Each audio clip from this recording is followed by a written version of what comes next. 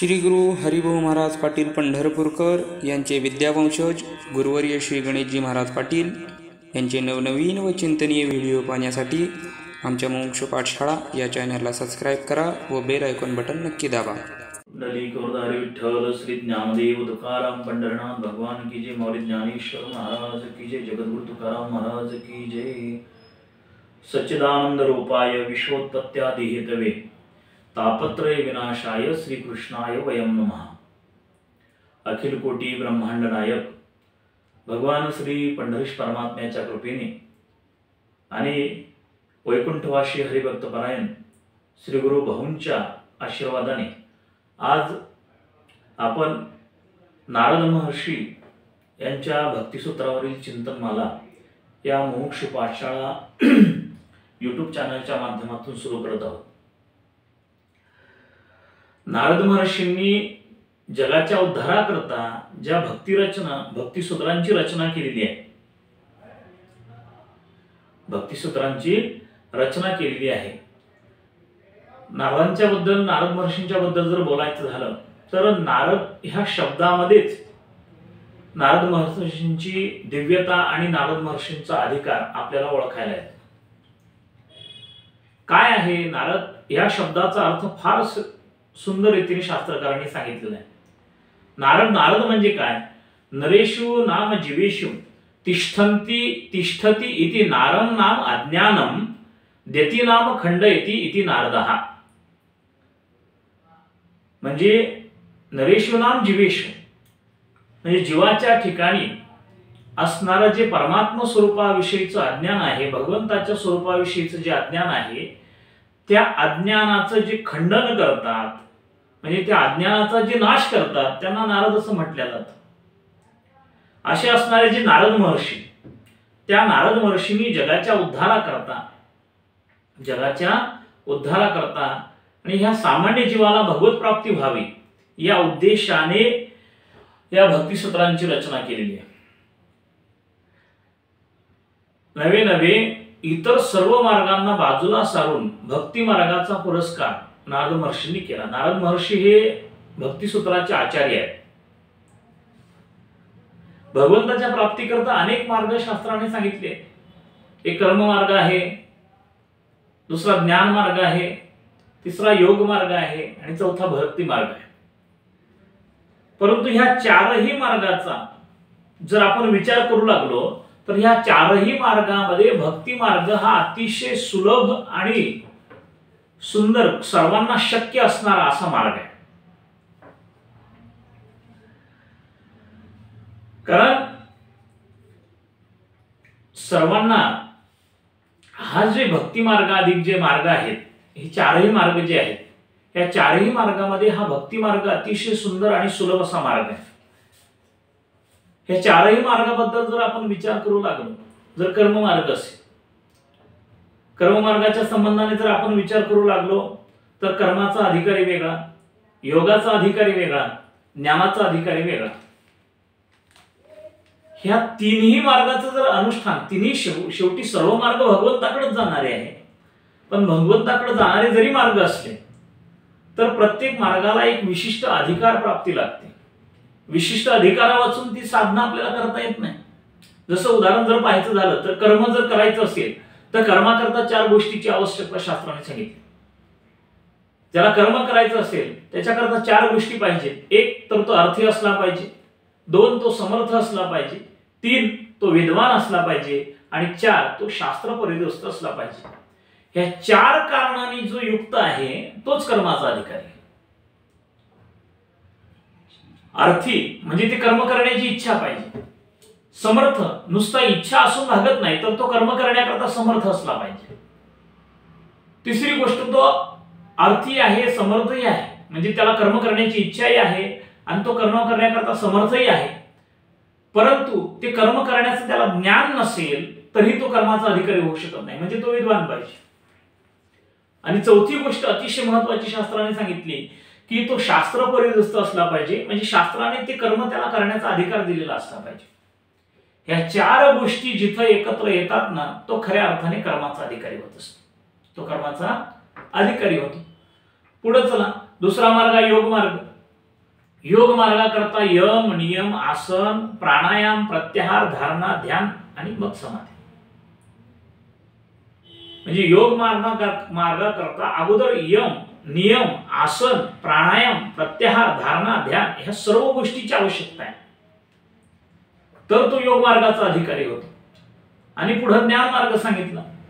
ज्ञान मार्गाचाही अधिकार प्राप्त करून घेणे एवढं सोपं नाही. कारण अंतःकरणामधला मल आणि विक्षेप नावाचा दोष म्हणजे मल म्हणजे पाप करण्याची वासना निघून गेलेली असली पाहिजे, चंचलता निघून गेलेली असली पाहिजे. अंतःकरणामध्ये फक्त आत्मस्वरूपाचं आवरण शिल्लक असलं पाहिजे. आणि ते आवरण निवृत्ती करता जो विवेक, वैराग्य, समाधी, षटक आणि मुमुक्षुत्व या 4 साधनांनी संपन्न असला पाहिजे. ह्या 4 गोष्टी ज्याच्याकडे असतील तोच काय होत असतो तर ज्ञान मार्गाचा अधिकारी होतो. मग परंतु भक्ती मार्ग असा आहे की भक्ती मार्ग अतिशय सोपा आणि सहज सुलभ असा मार्ग आहे की भक्ती मार्गाकरता ज्याला भक्तीचं अनुष्ठान करायचे, ज्याला भक्ती मार्गाने भगवंतापर्यंत जायचे, त्याला कुठल्याही एका विशिष्ट अधिकाराची आवश्यकता नसते. म्हणून नारद महर्षींनी आणि आमच्या ज्ञानोबराय तुकोबरायांनी सर्व संतांनी ह्या सर्व वाटा बाजूला सारून एक राजमार्ग निर्माण केला, ज्याला भक्ती मार्ग असं म्हणतात. मोडून या वाटा सूक्ष्म दुस्तर आणि केला राज्यभार चालायचा. सूक्ष्म आणि दुस्तर असणारे जे मार्ग आहे त्या मार्गाला ह्या कलियुगामध्ये बाजूला सारून आमच्या संतांनी किंवा नारद महर्षींनी भक्ती मार्गाचा पुरस्कार केला. काय कारण आहे बरं? ह्या 3 सर्व वाटा जर भगवंताकडे जाणाऱ्या आहेत तर भगवंताकडे जाणारे असताना ह्या 3 मार्गाला बाजूला का सारलं याचं उत्तर निळोबराने खूप आपल्या गवळणीतून खूप सुंदर रीतीने दिलं. यज्ञ आगे स्वर्गभोग आड येती, करिता तपे कामक्रोध खवळती, नित्यानित्य ज्ञाने अभिमान वाढती, करिता तीर्थाटने अहंकाराची प्राप्ती हो. निळोबराय सांगतात यज्ञ यागे स्वर्गभोग आड येते. आम्ही जर यज्ञ यागाचं अनुष्ठान करू लागलो तर स्वर्गभोगाधिक आड येतात, म्हणजे भोगाची इच्छा बळावते. त्यानंतर दुसरं सांगितलं की योग मार्गाचा स्वीकार करून जर आम्ही तपाधिकाच्या ठिकाणी प्रवृत्त झालो तर कामक्रोधाधिक विकार खवळतात.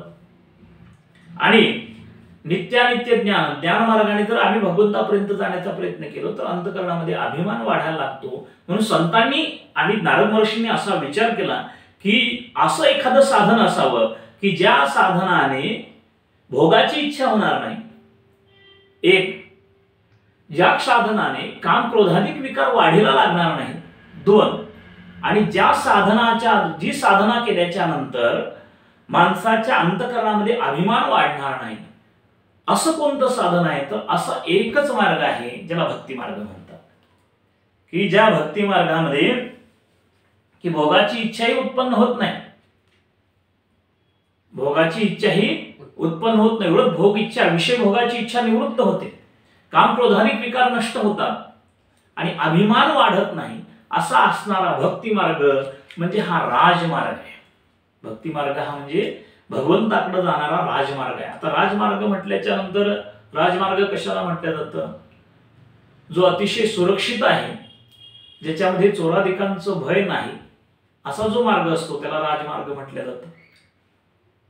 की जो सहज आहे, सुलभ आहे, जाण्याकरता योग्य आहे असा जो मार्ग आहे तो राजमार्ग आहे, ज्याच्यावर कुठलीही भीती नाही. मग हा भक्तिरूपी राजमार्ग आहे. हा भक्तिरूपी राजमार्ग आहे. का बरं?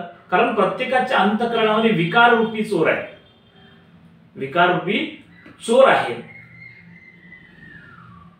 काम क्रोध लोभश्च देहे तिष्ठन्ति तस्कराः.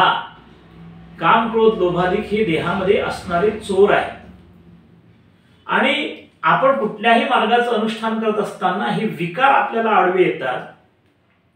मग असं साधन असावं की हे विकार त्याने वाढीला लागू नये, ते विकार बाजूला व्हावे, म्हणून असा असणारा जो राजमार्ग म्हणजे भक्ती मार्ग आहे. असा असणारा जो राजमार्ग आहे म्हणजे तो काय आहे?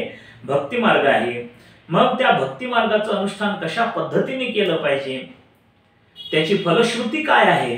त्याची फलश्रुती काय हे जगाला कळण्याकरता नारद महर्षींनी या भक्तिसूत्राची रचना केली.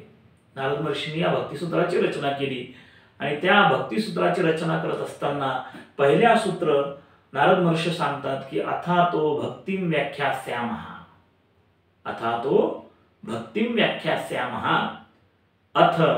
अतः भक्तिं व्याख्यास्यामः, आता आम्ही भक्तीची व्याख्या करतो.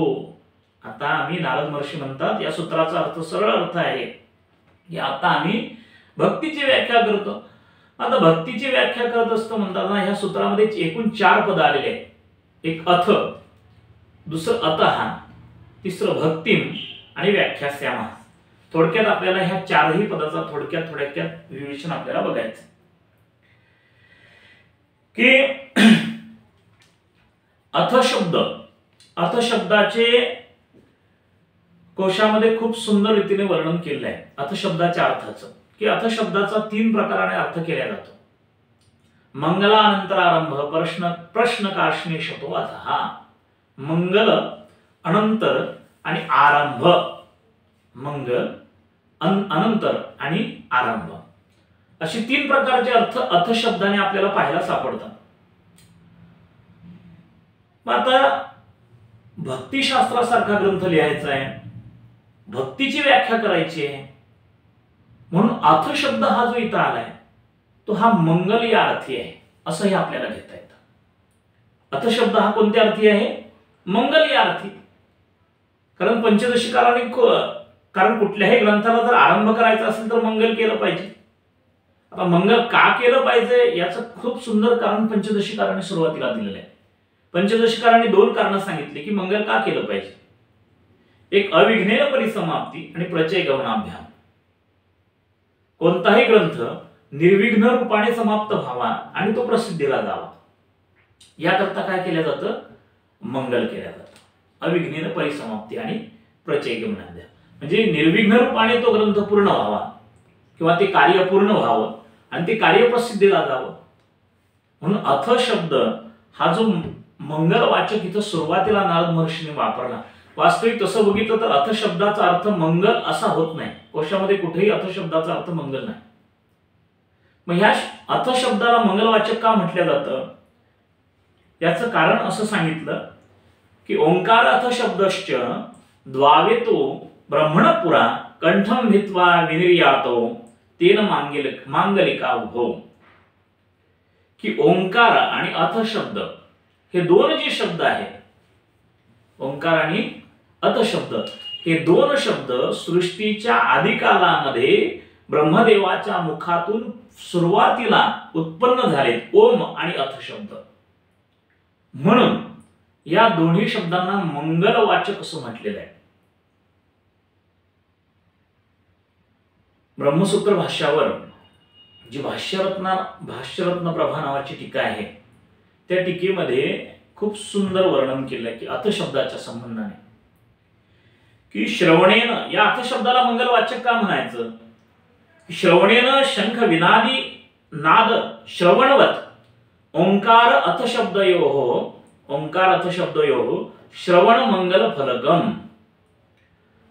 शंख आणि विण्याच्या नादाप्रमाणे जसं एखादा आपण शंखाचा नाद ऐकला, ज्याप्रमाणे तो शंख ऐकल्याच्या नंतर मंगल घरामध्ये मंगल वातावरण तयार होतं, किंवा विण्याचा नाद ऐकला तर तो जसं मंगल वातावरण निर्माण करतो, त्याप्रमाणे जो अथ शब्द आहे तो शंख विनादी नादवत. अथ शब्द जसं शंख आणि विण्याचा नाद ऐकल्याच्या नंतर मंगल वातावरण निर्माण होतं, त्याप्रमाणे अथ हा शब्द सुद्धा श्रवण केल्याच्या नंतर मंगल फल म्हणजे मंगल स्वरूप आहे, मंगल फल प्रदान करणार आहे. म्हणून याला या अथ शब्दाचा नारद महर्षींनी मंगल या अर्थी या ठिकाणी प्रयोग केलेला आहे. म्हणजे नारद महर्षींच्या भक्तिसूत्रामध्ये जो अथ शब्द आलेला आहे त्या अथ शब्दाचा मंगल या अर्थी सुद्धा आपल्याला घेता येतो. किंवा अथ शब्दाचा दुसरा अर्थ शास्त्रकारांनी अनंतर असा केलाय.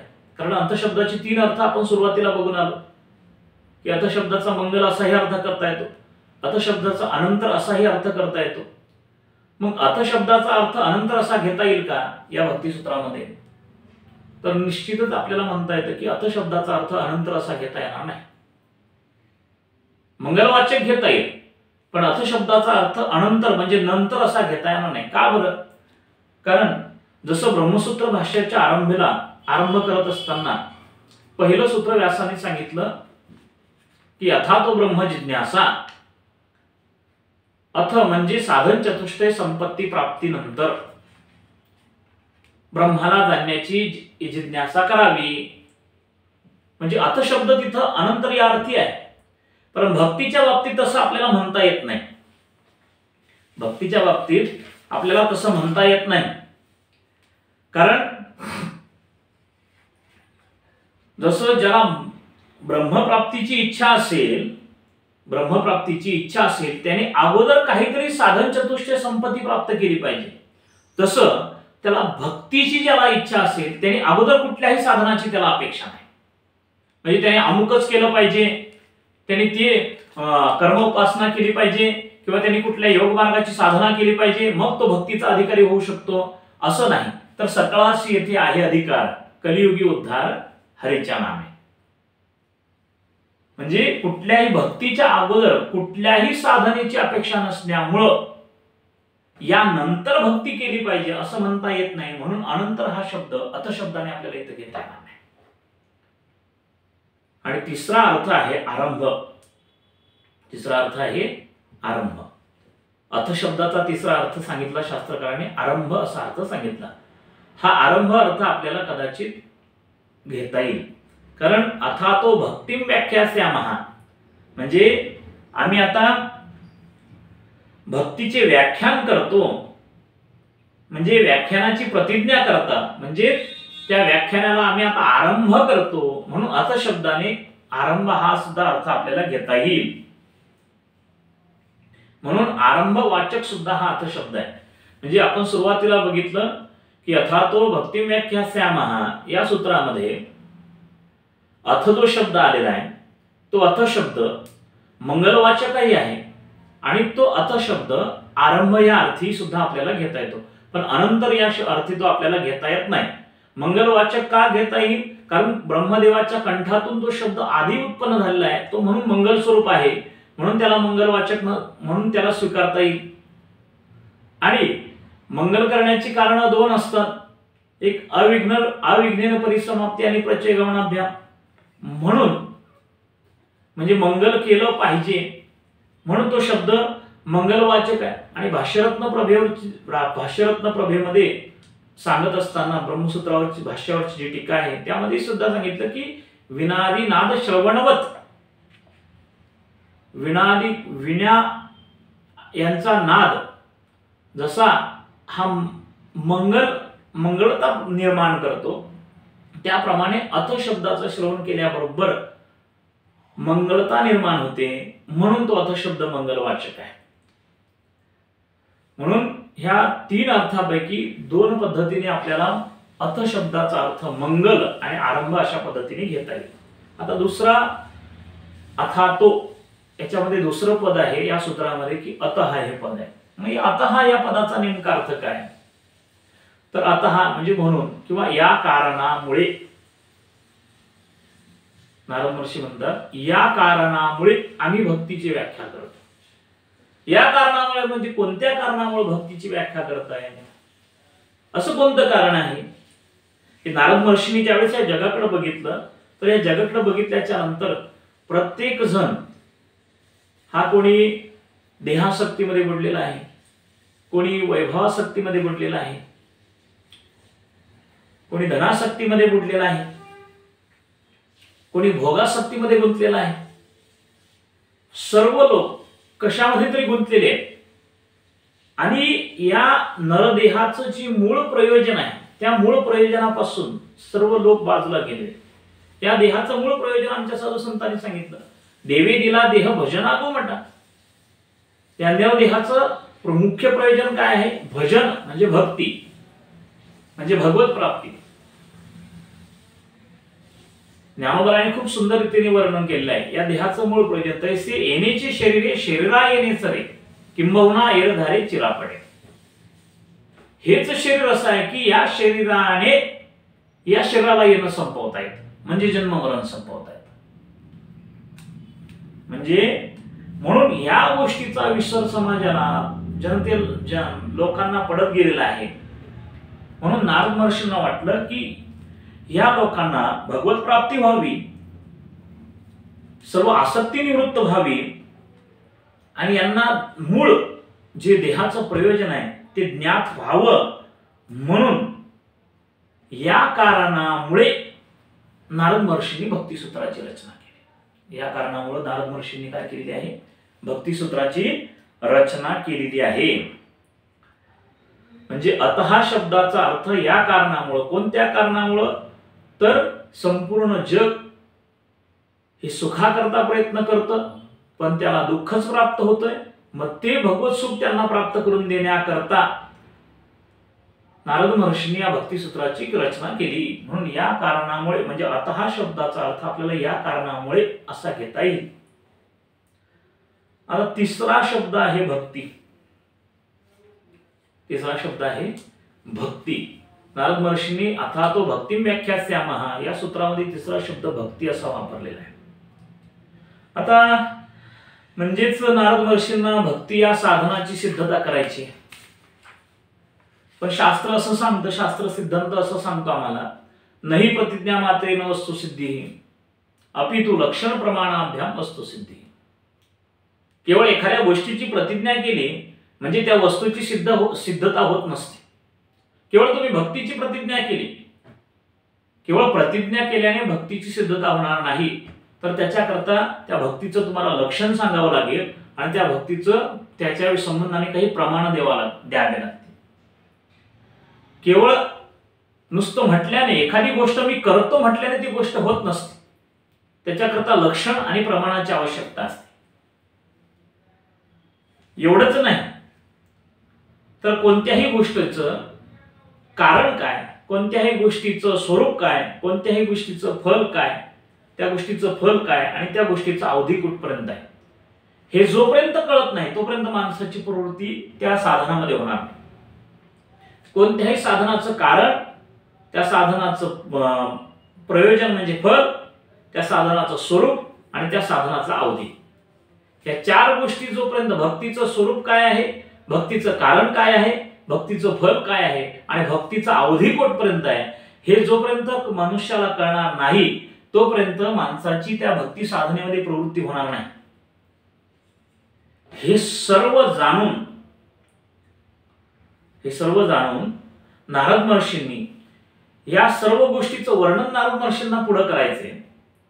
म्हणजे भक्तीच्या संबंधाने हे सर्व प्रकारचं वर्णन, म्हणजे भक्तीचं स्वरूप काय आहे याचं वर्णन करायचं आहे, भक्तीचं फल काय आहे याचं वर्णन करायचंय, भक्तीचं कारण काय आहे याचं वर्णन करायचंय आणि भक्तीचा अवधी कुठपर्यंत आहे याचं वर्णन करायचंय. म्हणून नारद महर्षींनी या सूत्रामध्ये हा भक्ती शब्द वापरला. अथा तो भक्तिम आणि शेवटचा या सूत्रामध्ये व्याख्यास्यामः हे पद वापरलेलं आहे. म्हणजे एकूण ह्या सूत्रामध्ये 4 पद सांगितले. अथ शब्दाचा आपण विचार करून आलेलो आहे. अतः या शब्दाचाही विचार आपण केला. त्याचप्रमाणे भक्तिम याही पदाचा आपण विचार केला आणि शेवटचं पद या सूत्रामध्ये आहे व्याख्यास्यामः. तर व्याख्यास्यामः या पदाचा संधी विग्रह करत असताना 3 पद आपल्याला पाहायला, 3 पद बाहेर पडतात. वि आ आणि ख्यास्यामः. वि आ आणि ख्यास्यामः म्हणजे व्याख्यास्यामः. वि नाम विशेष रूपेण, विनाम विशेष रूपेण म्हणजे विशेष रूपाने, आ नाम योग्य प्रकाराने, योग्य रूपाने आणि व्याख्यास्यामः म्हणजे व्याख्यान. म्हणजे या व्याख्यास्यामः या पदाने काय सिद्ध केलं की नारद महर्षी सांगतात की या भक्तीची आम्ही व्याख्या करतो, पण ती कशा पद्धतीने, ते विशेष रूपाने, आणि नुसतं विशेष रूपाने नाही तर योग्य रूपाने. ते योग्य रूपाने की भक्ती म्हणजे नेमकं काय आहे आणि ही साधना कशा पद्धतीने केली पाहिजे असं योग्य प्रकारे आम्ही या भक्तीची व्याख्या करतो। असा एकंदरीत ह्या सूत्राचा सुलभ असा हा अर्थ आहे। म्हणजे एकूण ह्या 4 पदामध्ये असा हा अर्थ की अथ अतः भक्तिम व्याख्यास्यामः, म्हणजे अथ शब्द मंगल या अर्थी घेता येईल किंवा आरंभ या अर्थी घेता येईल। त्याच्यानंतर अतः म्हणजे या कारणामुळे, म्हणजे कोणत्या कारणामुळे, आपल्याला अगदी मोठ्या रूपाने सुद्धा याचं वर्णन विस्तार रूपाने करता येतं। परंतु थोडक्या वेळेत आपल्याला ही चिंतनमाला करायची असल्यामुळे आपण थोडक्याच रूपाने याचा अर्थ केलेला आहे की अतः म्हणजे या कारणामुळे, म्हणजे कोणत्या कारणामुळे जीव हा दुःखामध्ये बुडलेला आहे, त्याला दुःखातून बाहेर पडायचे, त्याला सुखप्राप्ती व्हायची, सुखप्राप्ती प्राप्त करून घ्यायचे म्हणून आणि देहासक्तीतून त्याला बाहेर काढायचे, वैभवासक्तीतून बाहेर काढायचे, भोगासक्तीतून त्याला बाहेर काढायचे, या कारणामुळे भक्तीची व्याख्या। म्हणून भक्ती व्याख्यास्यामः, म्हणून अशा रीतीने या 4ही पदाचा आपण या थोडक्यात या ठिकाणी विचार केलेला आहे। आता पुढील विचार आपण दुसऱ्या सत्रामध्ये, दुसऱ्या सूत्राचा विचार आपण पुढच्या चिंतनमालेमध्ये करणार आहोत। कुंडली गौरधार विठ्ठल श्री ज्ञानदेव तुकाराम पंढरनाथ भगवान की जय। माऊली ज्ञानेश्वर महाराज की जय। जगद्गुरु तुकाराम महाराज की जय।